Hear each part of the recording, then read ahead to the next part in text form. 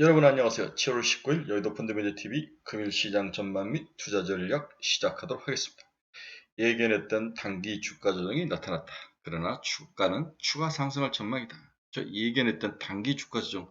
여기서 중요한 건 단기죠. 며칠 지난주에까지 좀 바닥에서 확실히 치고 올라왔던 미국 3대 지수가 오늘은 살짝 쉬어가는 그러한 모습을 보입니다. 이 세상에서 반가운 조정은 없죠. 하지만 좀 쉬어가는 거에 대해서 충분히 이해가 가능하고 전부 다 1% 이내에서 멈췄기 때문에 이것은 단기 주가 조정으로 봐야 될 것 같고, 이러한 그 바닥 탈출은 지속적으로 이어질 가능성이 높아 보인다. 이러한 큰 스탠스를 가지고 시장을 바라봐야 될 것으로 보입니다. 자, 오늘 새벽에 끝난 미국 주식시장 그리고 한국 주식시장 어떤 모습으로 우리가 접근하고 대응해야 될지 한번 같이 알아보도록 하겠습니다. 구독, 좋아요 많이 눌러주십시오. 금일시장 키포인트를 한번 보면 단기 차익 물량이 나왔다. 그렇죠? 단기 차익 물량이 나왔다라고 이해를 하셔야 됩니다. 이더리움이 갑자기 반등을 했는데 뭐 특별한 이유는 없습니다. 2.0 업데이트하고 지분증명서 발행 뭐 이런 것들이었는데 이더리움이 상승 반전을 하면서 위험자산들이 조금씩 꿈틀거리는 모습이 나타났습니다. WTI가 다시 100달러를 탈환하면서 올랐는데요. 뒤에도 이야기했지만 역시 바이든의 사우디아라비아에 대한 방문이 생각보다 성공적이지 못했다. 이렇게 평가하는 시각들이 많은 것 같아요. 그래서 다시 WTI가 100달러 치고 올라오는 모습이 나타났는데, 이제 우리가 다음 달 발표될 CPI를 예상을 하는데 가장 크게 봐야 될 지수가 두 개입니다. 하나는 WTI 움직임하고 하나는 그 CRB 곡물지수, 이 두 가지, 이 원자재 지수죠. 이 두 가지를 보면 지난달보다 좀 떨어졌다면 CPI의 인플레이션은 내려올 거다 이렇게 봐야 될 것 같고, 올라가면은 더 위험한 상황이다 이렇게 봐야 되는데, 지금 WTI가 CRB 커머더티 지수가 전체적으로 다 하락하는, 전월비에 하락하는 7월 달에 그런 모습을 보였기 때문에 인플레이션은 8%, 8.7, 8.6, 8.8 이 정도로 봐야 되지 않겠나 그런 생각을 해봅니다. 따라서 WTI 움직임은 여러 면에서 글로벌 자본시장에 중요한 역할을 하기 때문에 집중해서 봐야 될 것 같습니다. 오늘 기업에서는 애플이 고용과 비용 지출을 내서 축소하겠다 이러한 움직임을 발표하면서 애플이 2% 넘게 하락을 하면서 전체적으로 성장주들이 막판에 가서 무너지는 그러한 모습이 나타났습니다. 오늘 새벽에 끝난 미국의 주가 추이를 한번 봅시다. 제가 여러 번 말했지만 제일 중요한 것은 끝자리, 끝의 모습이 끝의 강도인데, 오늘은 전부 다 크게 하락하는 조정이 나타나는 D가 무너지는 그러한 모습이 나타났죠. 이건 전형적으로 올라가다 무너졌다는 것은 이익 실현 물량이 많이 나왔다. 이렇게 이해를 하셔야 될 것 같습니다. 전일 아시아 시장은 다 올랐죠. 상해, 항생 다 올랐고 일본은 쉬었죠. 어제 저녁에 끝난 유럽 시장도 영국은 0.9%, 프랑스는 0.93%, 독일 0.74%로 나름대로 상승 반등하는 그런 모습이 글로벌 시장 전체에서 나타나고 있다. 이렇게 이해를 하셔야 될 것 같습니다. 한국경제TV가 전하는 오늘 아침 시장 키포인트 한번 봅시다. 7월 FOMC 골드만삭스 75bp 노무라는 100bp 인상을 전망을 하고 있다. 제 생각은 100bp를 기대를 하고 75bp 인상하면 땡큐이고 100bp 하면 오케이 마지막이다 이런 생각을 해야 될 것 같아요. 애플이 경기 침체에 대비해서 내년 채용과 지출 규모를 축소한다. 이 이야기가 나오면서 IT 시장 성장주 전체에 악영향을 미치지 않았나 그런 생각을 해봅니다. 골드만삭스 CEO가 인플레, 세계 경제 깊숙이 자리 잡고 있다. 위험하다. 이 이야기를 하고 있습니다. 미국 7월 주택시장 지수가 55를 나타내면서 인플레 금리 상승에 따라서 급락하는 그런 모습으로 77이었던 것 같은데 전월이 7월은 55로서 주택시장 지수라는 것은 가격, 유동성 다 포함한 그러한 지수인데, 주택시장이 침체에 들어갔다는 것은 미국의 소비라든지, 그렇죠? 그 다음에 경제 실필줄과 같은 건데, 이러한 것들에 조금씩 문제가 좀 생길 수 있는 가능성이 있다. 이렇게 이해를 하시면 될 것 같습니다. EU가 이제 곧 다가올 겨울을 준비하기 위해서 이제 에너지 전쟁 속에 들어갔는데요.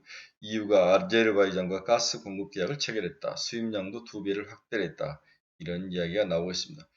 중국이 유럽 정상들에게 11월 베이징에서 시진핑과 만남에 초청을 했다. 네. 호주 중앙은행 총재는 적절한 규제하에서 가상자산 민영화를 지지하고 있다. 뭐 이런 이야기를 했네요. 비트코인 위험자산 선호 심리에 따라서 장중 22,000달러를 회복한 모습, 이런 것들이 지금 위험자산의 가장 최고봉은 코인이죠. 코인이 바닥에서 살짝 고개를 들고 2만 달러를 회복하면서 올라오는 모습은 그나마 다행이다, 이렇게 볼 수 있습니다. 하지만 이러한 것들은 모두 키맞추기 밸런스죠. 네, 어떤 V자 반등과 지속적으로 상승이라기보다는 바닥을 탈출할 정도, 베어마켓 랠리, 데드캣 바운스, 이 정도로 봐야 되는 게 아닌가, 그런 생각을 해봅니다. 환율 추이 한번 봅시다. 어제는 이제 한국은 1319.20에 끌렸네. 0.25원 상승하면서 약간 약세로 장을 마감을 했습니다. 네, 미국 US하고 유로를 보면은 1유로당 0.9859달러로 1달러가 무너져 있는 상황, 그 페르테에 거의 가까운 그런 모습으로 달러가 아주 강한 모습을 보이고 있는 모습이 지속 이어지고 있습니다. 이렇게 이제 달러가 너무 지속적으로 강세를 나타내면 결국 기업 실적에 영향을 미치죠. 미국의 주요 기업들이 글로벌 기업들이기 때문에 수출로도, 미국 애들도 수출로서 먹고 사는데 내수도 있지만 이러한 상황에 악영향을 미치고, 결국은 기업들의 실적이 낮아지면 고용을 줄이고 채용을 줄이고 이게 근로자들의 임금에 영향을 미치고 또한 소비가 줄고, 이런 악순환에 대한 기본적인 그 프레임워크가 작동할 그런 가능성이 있는데, 이걸 얼마나 빨리 끊어야 되는데, 이것을 끊을 수 있는 것은 금리 정책과 그 다음에 미국 정부의 통화 정책인데, 지금 통화 정책을 아무것도 쓸 수 없는 상황이죠. 인플레이션이 모든 것을 잡고 있기 때문에 여기에 돈을 풀면 더 이제 불을 지르는 거기 때문에 아무것도 할 수 없는 상황. 이 상황에서 경기 침체가 무너지는 것을 방어할 수 있는 방법이 그렇게 마땅치 않은 상황. 그래서 미국이 중간선거 11월 납도 굉장히 진퇴양난에 빠져 있다. 이러한 것들이 글로벌 시장에서 전체적으로 리더십의 부재가 글로벌 시장의 주식 시장이 늪에서 빠져나오는데 시간이 좀 많이 걸리는 원인이 되지 않나. 과거에는 미국이 굉장히 적극적으로 주식시장 활성화와 경제를 좀 활성화시키고 방어하는 전략을 많이 썼는데, 지금은 인플레이션에 발목 잡혀서 아무것도 할 수 없는 상황이 이어지고 있다. 이것이 세계 경제의 가장 큰 문제점 중에 하나이지 않나. 미국이 뭔가를 할 수 없는 상황. 이것이 가장 큰 리더십의 부재, 글로벌 경제 시장의 늪의 원인으로 보여지고 있습니다. 네, 인플레이션 하락에 가장 큰 영향을 미칠 WTI가 4.35%나 상승해서 다시 101달러를 상승했네요. 사우디에서 빈손으로 돌아왔다. 뭐 이런 이야기들이 어제 시장에서 악재로 작용했지만 시장은 이걸 이기고 올라왔는데, 일단은 좀 지켜봐야 되는데, 그렇게 커다란 어떤 그 긍정적인 선물을 받고 온 것 같지는 않습니다. 미국이 정말 자존심을 숙이고 갔죠. 사우디가 일단 튕겼는데, 하지만 명분을 좀 세워주는 것이고, 뒤에 쪽에서는 충분히 미국을 위해서 뭔가를 해줘야 되는, 그 다음에 기브 앤 테이크가 있어야 될 것 같은데, 시간은 좀 걸릴지 모르지만 지금보다는 악화될 가능성은 좀 낮아 보인다, 이렇게 이해를 하시면 될 것 같습니다. 네, 금리를 한번 봅시다. 2년짜리 3.16, 5년짜리 3.07, 10년짜리 2.96, 2년과 10년이 마이너스 10bp의 스프레드를 보이고 있습니다. 18bp, 20bp 근처까지 갔다가 다시 소폭 줄어드는 모습인데요. 경제가 생각보다 죽지 않았다. 그렇죠. 소비 지출이 미국에서 지난주 금요일에 발표됐지만은 나름대로 견조한 모습을 보인다. 이러한 것들이 이 10년짜리 금리 그리고 2년짜리 금리 어느 정도 균형을 유지해가는 모습이 나타나고 있습니다. 미국 주요 기업들의 주가 움직임 한번 봅시다. 애플은 앞에서 여러 번 이야기했지만 2.06% 하락하며 147달러에 마감을 했습니다. 테슬라가 0.2% 올랐네요. 테슬라가 올해 이번 주 이제 곧 실적 발표를 하는데, 비트코인 가격 하락으로 약 4.6억 달러 손실이 발생할 것이다. 비트코인 자체의 손실이 이번 주 실적 발표에서 영향을 미칠 것이다. 이런 이야기가 나왔는데, 이더리움이 뭔가 꿈틀 움직이면서 비트코인도 올라오면서 테슬라가 긍정적인 영향을 받은 것 같습니다. 리비안도 3.1%나 상승하며 32달러에 마감을 했네요. 마이크로소프트는 1% 하락했고요. 엔비디아는 2.15% 상승하며 161달러, TSMC는 2.39달러 하락하며 83.58달러. TSMC하고 마이크론 테크놀로지가 우리나라에 영향을 좀 많이 미치죠.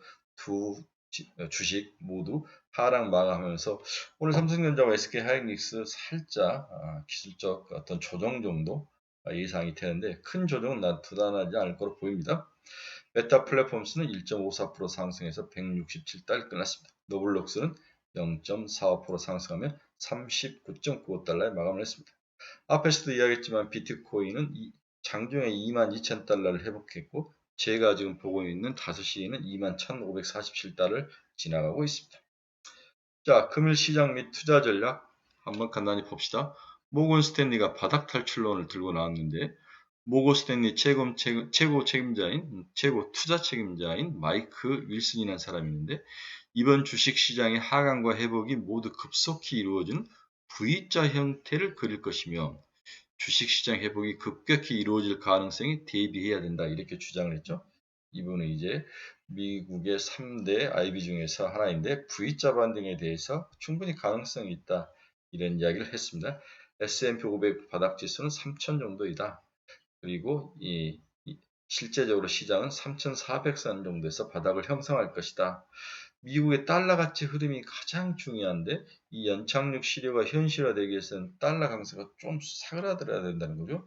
그렇지 않으면 미국 기업들의 실적에서 문제가 발생을 한다.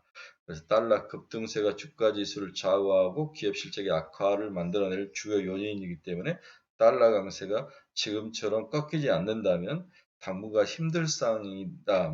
이게 만약에 멈춘다면 주식시장은 V자 반등을 충분히 할 수 있다. 이렇게 이야기를 하는 거죠. 네.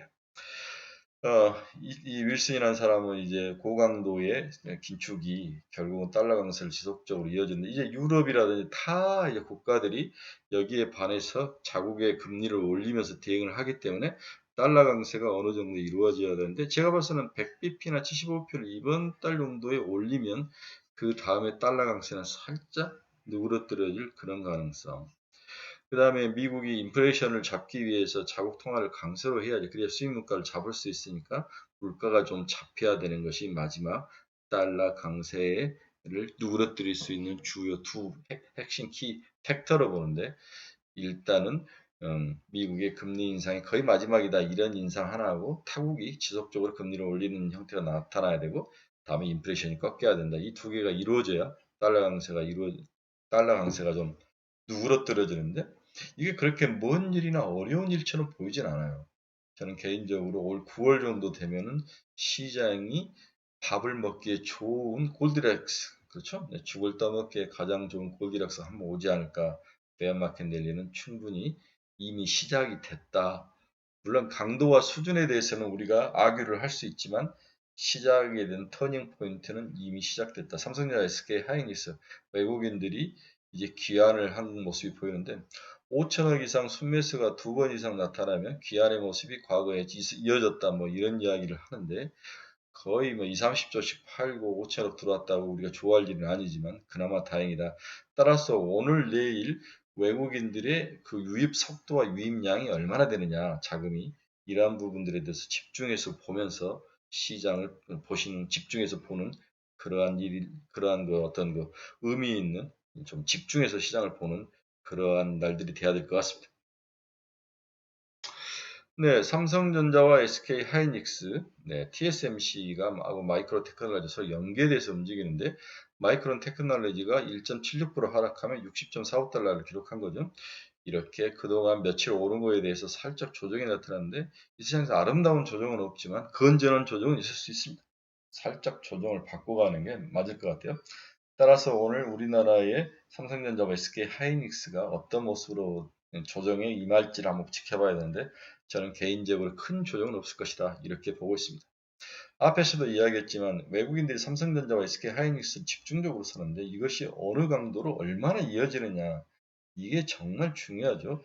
그래서 지속적인 강도 체크에 여러분들 포커스를 좀 맞춰야 될 것 같습니다. 그러나 조정은 길지 않을 것으로 보이며 추가 상승에 대한 기대감이 남아있어 지속 보유를 추천한다.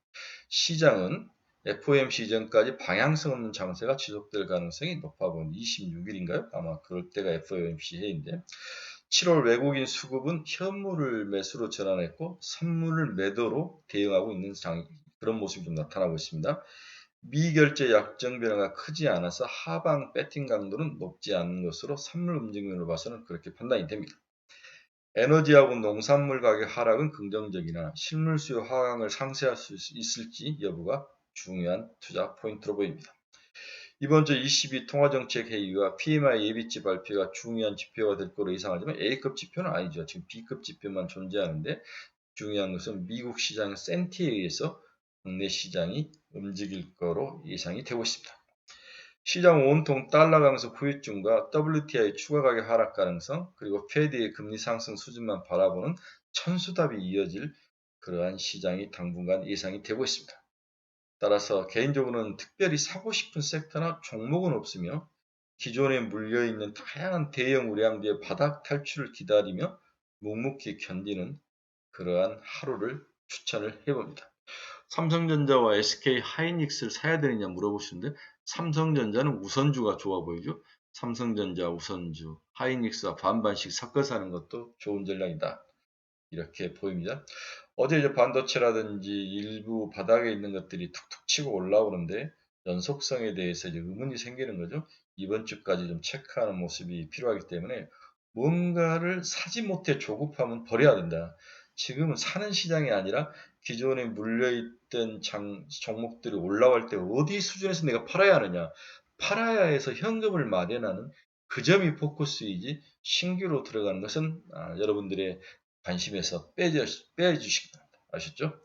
네, 즐거운 화요일입니다. 어제와 같은 상승장이 오늘은 좀 이어지기 힘들 것 같지만 그렇게 또 폭락할 것 같지 않은 장세이기 때문에 좀 집중을 하고 묵묵히 기다리는 인내의 하루가 되시기를 간절히 기원합니다. 여러분 감사합니다. 즐거운 하루 되십시오.